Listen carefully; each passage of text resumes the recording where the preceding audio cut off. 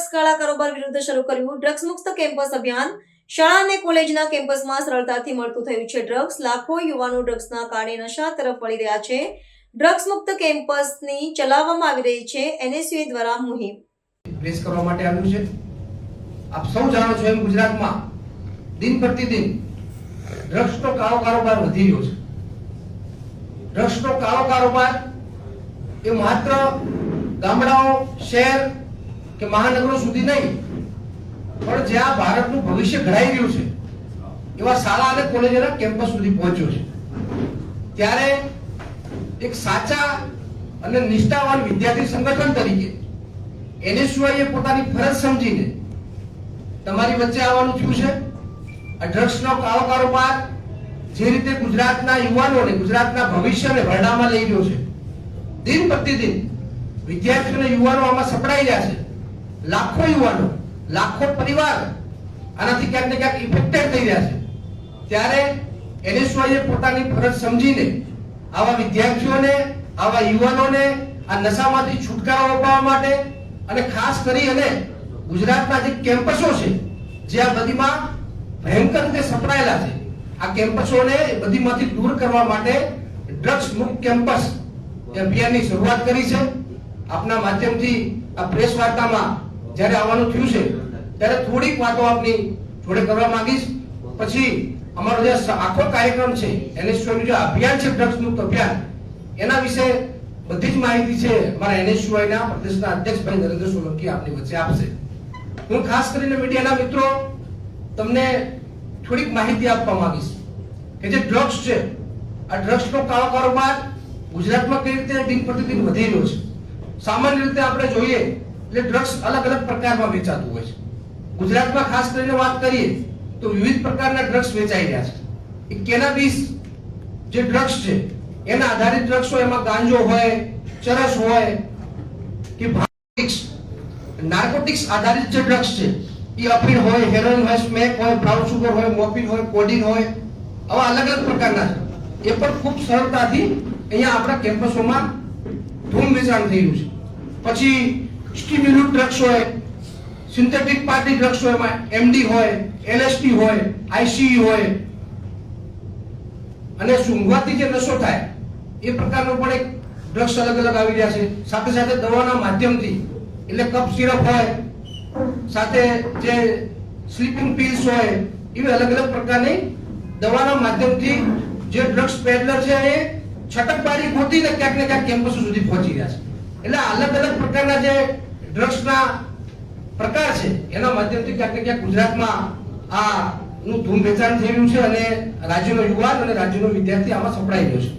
બીજો આંકડા આપવા માંગીશ કે 1700 થી વધારે ડ્રગ્સ ના કેસ ક્યાંક ને ક્યાંક નોંધવામાં આવ્યા છે છેલ્લા 3 વર્ષનો આંકડો ગણવા જઈએ છે, અને એમાં એનું જે કન્વિક્શન રેશિયો છે એ સતત ઓછો છે। એટલે આ સરકાર એ સાબિત કરવા માંગે છે કે અમે ડ્રગ્સ વિરુદ્ધમાં છીએ, ડ્રગ્સ વિરુદ્ધમાં કેસ નોંધી રહ્યા છીએ, પણ એનો કન્વિક્શન રેશિયો તો આપ જુઓ, સામે કોઈના ઉપર આરોપો સાબિત પણ નથી થઈ ગયા। એટલે માત્ર ને માત્ર આંકડાની માયાજાળમાં ફસાવાનું કામ એ ક્યાંક ને ક્યાંક રાજ્ય સરકાર કરી રહી છે, એને પણ આપણે સૌએ નોંધવું પડશે। નાના ડ્રગ્સ પેડલરોને પકડીને સંતોષ માની રહ્યા છે આ રાજ્યના ગૃહમંત્રી હોય, રાજ્યના મુખ્યમંત્રી હોય કે તમામ, કે પછી ડીજીપી પણ હોય, આ પોલીસ તંત્ર અને સરકાર નાના ડ્રગ્સ પેડલરોને પકડીને આત્મસંતોષ માની રહ્યા છે અને પોતાની વાહવાહી કરી રહ્યા છે। એની સામે આપ જો તો કરી ક્યાંથી લાવે છે? બસના માધ્યમથી આવે છે, એરપોર્ટના માધ્યમથી આવે છે, રેલવે સ્ટેશનના માધ્યમથી આવે છે, પોર્ટના માધ્યમથી આવે છે, વિવિધ પ્રકારથી જ્યાંથી આવી રહ્યું છે એના માલિકોને કોઈ પૂછપરછ નથી કરતું। સૌથી મોટું આપ જાણો છો કે પોર્ટથી માધ્યમથી આવી રહ્યું છે, તો જ્યાં પોર્ટના માલિકો છે એની વિરુદ્ધમાં તમે કોઈ પગલાં લેતા નથી। પગલાં તો દૂરની વાત છે, એને પૂછવાની પણ તમારી હિંમત નથી, એને સામે બેસાડીને એની આંખમાં નાખી અને એની જોડે જવાબ લેવાની પણ તમારી હિંમત નથી। તો તમે નાના ડ્રગ્સ પેડલરોને પકડીને જે આત્મસંતોષ માની રહ્યા છો એનાથી આ રાજ્યનો યુવાન ખૂબ સારી રીતે માહિતગાર થઈ ગયો છે। આ બાબત થોડું બધાને ધ્યાનમાં રાખી અને ક્યાંક ને ક્યાંક એનએસયુએ આ મુહિમને ઉપાડવાની જરૂર પડી છે। બિનવારસી જથ્થો એક નવો ટ્રેન્ડ આવ્યો છે। ડ્રગ્સ પકડાય એટલે કોણ પકડ્યું, કોણ લાવ્યું, ક્યાંથી લાવ્યું, કયા પ્રકારનો, કઈ રીતે બિનવારસી જથ્થો, કઈ રીતે બિનવારસી જથ્થો આવે? અબજો કરોડો રૂપિયાનો ડ્રગ્સનો કારોબાર ત્યાં પકડાય છે અને કોઈ માલિક જ નથી। બિનવારસી તમે કોને બનાવવા માટે નીકળ્યા છો? આ રાજ્યનો યુવાન ને વિદ્યાર્થી તમારી જોડે અપેક્ષા રાખીને બેઠો છે કે ભાઈ તમે જથ્થો જે પકડી રહ્યા છો, તમે જે તમારી વાહવાહી કરી રહ્યા છો, તો બિનવારસી કઈ રીતે બતાવો છો? તો એનો મૂળ માલિક તો હશે, ક્યાંથી આવ્યો છે, કયા માધ્યમથી આવ્યો છે, એની ઊંડાણપૂર્વક તપાસ તો કરો. એટલે માત્ર ને માત્ર જે આંકડાની માયાજાળ છે એમાં ફસાવવાની તમે કોશિશ કર્યા છો, એમાં રાજ્યનો યુવાન ને વિદ્યાર્થી નહીં આવે. એને શું એક ખૂબ સારી મુહિમ સાથે આ જે મારું મુહિમ છે ચલાવવા, અભિયાનને ચલાવવા જઈ રહ્યું છે. તમને મારી નમ્ર વિનંતી છે કે આ માત્ર રાજનીતિનો સમય નથી, આ રાજનીતિનો સમય નથી. અત્યારે મારી તમને બે હાથ જોડીને નમ્ર વિનંતી છે કે ડ્રગ્સ મુક્ત અભિયાન છે એને શું ખાસ કરીને ચલાવી રહ્યું છે. કેમ્પસ ડ્રગ્સ કેમ્પસ મુક્ત, એટલે એમાં તમે અમારો સાથ ને સહકાર આપશો એવી તમારી ખાસ અપેક્ષા છે. હું વિશ્વાસ સાથે કહું છું કે NSY જે રીતે પોતાની કાર્યશૈલીથી આખો કાર્યક્રમ ઘડ્યો છે એમાં તમારો સાથ સહકાર અમને મળી ગયો ને તો અમને આ ગુજરાતમાંથી ખાસ કરીને કેમ્પસોમાંથી જે ડ્રગ્સ છે ને એમાં મુક્ત કરવામાં અમને કોઈ રોકી નહીં શકે. તમને મારી નમ્ર વિનંતી છે મીડિયાના તમામ મિત્રોને કે તમે પણ અમને સાથ સહકાર આપી અને અમારું જે અભિયાન છે એને સફળ બનાવવા માટે કટિબદ્ધ બનશો. હવે હું વિનંતી કરીશ NSYના અમારા પ્રદેશના અધ્યક્ષ ભાઈ નરેન્દ્ર સોલંકીને એ અમારું જે આખું અભિયાન છે કઈ રીતે ચાલશે, કેટલા કેમ્પસો સુધી અમે જવાના છીએ, કઈ રીતે આખું અભિયાન ચલાવશું અને એમાં અમે સફળતાપૂર્વક ક્યાંક ને ક્યાંક આ વિદ્યાર્થીઓને, યુવાનોને આ બધીમાંથી દૂર કરવા માટે સરાહનીય પ્રયાસ કરશું. એની તમામ માહિતી મારા પ્રદેશના અધ્યક્ષ ભાઈ નરેન્દ્ર સોલંકી. આજની આ પત્રકાર પરિષદને આપ સૌ પત્રકાર મિત્રોનું હાર્દિક સ્વાગત કરું છું. 2026 નો પહેલો દિવસ છે ત્યારે આપ સૌને નવા વર્ષની હાર્દિક શુભકામનાઓ આપું છું. અને આ નવા વર્ષે એક ગુજરાત NSY સંકલ્પ કરે છે કે ગુજરાત NSY નો સંકલ્પ ડ્રગ્સ મુક્ત કેમ્પસ.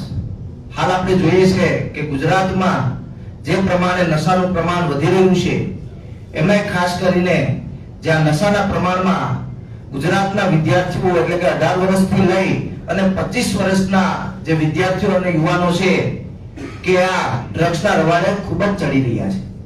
ત્યારે જે આ ગુજરાત NSY દ્વારા એક સંકલ્પ કરવામાં આવ્યો છે કે ગુજરાતના યુવાનોને નશાથી કઈ રીતના દૂર રાખી શકાય, ગુજરાતના વિદ્યાર્થીઓને નશાથી કઈ રીતના દૂર રાખી શકાય, તેના માટેનો એક પ્રોગ્રામ એ ગુજરાત NSY લોન્ચ કરવા જઈ રહ્યો છે. આવતીકાલે 2 જાન્યુઆરી 2026 ના રોજ બપોરે 2 કલાકે ઠાકોરભાઈ દેસાઈ હોલમાં ગુજરાતના ખૂણે ખૂણેથી જે કેમ્પસના જે ડ્રગ વોરિયર છે એ ડ્રગ વોરિયર આવવાના છે અને એમની હાજરીમાં જ ગુજરાત NSY આવતીકાલે 2 વાગે આ પ્રોગ્રામનું લોન્ચિંગ કરવાના છે. અને તે બાદ તારીખ 5 જાન્યુઆરી થી લઈ અને 20 જાન્યુઆરી સુધી સમગ્ર ગુજરાતના જિલ્લાઓમાં અમે 200 કેમ્પસો આઈડેન્ટિફાઈ કર્યા છે. એટલે આશરે 800 થી 1000 કોલેજો થાય છે. અને આ તમામ કેમ્પસોમાં NSY ના જે વોરિયર છે તે જઈ અને વિદ્યાર્થીઓને આ નશાથી દૂર રહેવા માટે, ડ્રગ્સથી દૂર રહેવા માટે અવેરનેસનો પ્રોગ્રામ આવતીકાલે લોન્ચ કરવા જઈ રહ્યો છે. મિત્રો, જે આજની પરિસ્થિતિ છે ગુજરાતનો યુવાન એ નશામાં જે ચડી રહ્યો છે એનાથી આપણું ભવિષ્ય, એ ગુજરાતનું ભવિષ્ય બરબાદ થઈ રહ્યું છે, સમગ્ર માનવ જગતનું ભવિષ્ય બરબાદ થઈ રહ્યું છે. ત્યારે એક આ પ્રયાસ NSY નો એવો હશે કે ગુજરાતના ખૂણે ખૂણેથી જે વિદ્યાર્થીઓ છે એ કઈ રીતના ડ્રગ્સ મુક્ત રહે તે માટેની જે આ NSY નો સંકલ્પ ડ્રગ્સ મુક્ત કેમ્પસનો જે પ્રોગ્રામ છે એ પ્રોગ્રામ થવા જઈ રહ્યો છે. મિત્રો, જે આ પ્રોગ્રામ અમારે કરવાનો હતો એના પહેલા પણ અમે ગુજરાતની આ જે 200 કેમ્પસો છે તેમાં ત્યાંના ટ્રસ્ટીઓ, ત્યાંના વિદ્યાર્થીઓ અને ત્યાંના પ્રિન્સિપાલો સાથે મુલાકાત કરી છે. એમનો પણ ખૂબ મોટો એક સહયોગ છે કે ભાઈ બધા ઈચ્છતા હોય કે પોતાનું એક કેમ્પસ છે એ ડ્રગ્સ ફ્રી કેમ્પસ રહે, નશા ફ્રી કેમ્પસ રહે, એવું બધા ઈચ્છતા હોય. તો હું આજે મીડિયાના માધ્યમથી એ ટ્રસ્ટીઓ અને પ્રિન્સિપાલોનો પણ ખૂબ ખૂબ આભાર માનું છું.